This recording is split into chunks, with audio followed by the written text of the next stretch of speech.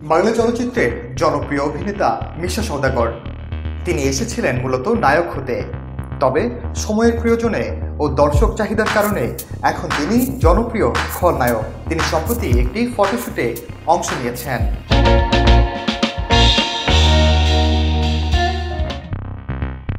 বাংলা চলচ্চিত্রে খলনায়ক হিসেবে নিজেকে অনন্য উচ্চতায় নিয়ে গেছেন মিশা সওদাগর। এবার এরই ধারাবাহিকতায় ফ্যাশন হাউসের মডেল হয়েছেন তিনি। ঢাকায় চলচ্চিত্রের জনপ্রিয় খলনায়ক মিশা সওদাগর প্রায় সময় তাকে এরই মধ্যে বিজ্ঞাপনেও দেখা গেছে। তবে তিনি এবার বহুমাত্রিক ব্যান্ড রয়্যাল মালাবারের মডেল হয়েছেন। 27 মে রাজধানীর উত্তরায় রয়্যাল মালাবারের কার্যালয়ে ফটোশুটে অংশ নেন দাপুটে এই খল অভিনেতা।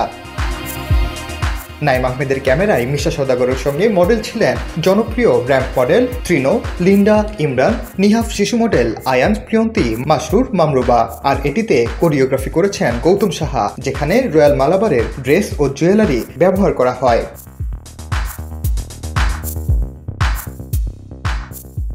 আর মিশা সওদাগর জানালেন, রয়্যাল মালাবারের ড্রেসগুলো খুবই ভালো, পরে তার আরামদায়ক মনে হয়েছে। তাদের ডিজাইনও ভালো লেগেছে মিশা সওদাগরের, পরিবেশটিও ভালো ও পরিপাটি বলে জানান মিশা সওদাগর। সব মিলিয়ে তার দারুণ লেগেছে। তিনি বলেন, তিনি রয়্যাল মালাবারের সঙ্গে রয়েছেন। শুভকামনা জানিয়েছেন রয়্যাল মালাবারের জন্য। বর্তমানে শিল্পী সমিতির সভাপতি মিশা সওদাগরের হাতে বেশ কয়েকটি সিনেমার কাজ রয়েছে বলে জানা গেছে।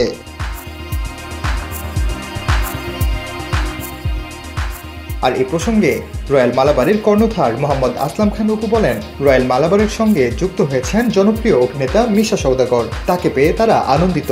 ফ্যাশনের বিষয়ে তার সবসময় আগ্রহ ছিল। সেই আগ্রহ থেকেই ফ্যাশন, জুয়েলারি ও রেস্টুরেন্ট করেন।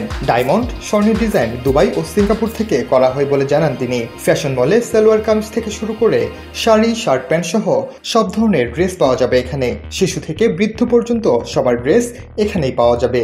মুম্বাই থেকে এগুলোর ডিজাইন করা হয়েছে বলে জানান তিনি। স্বাস্থ্যবিধি মেনে তাদের সবগুলো মল পরিচালিত হচ্ছে।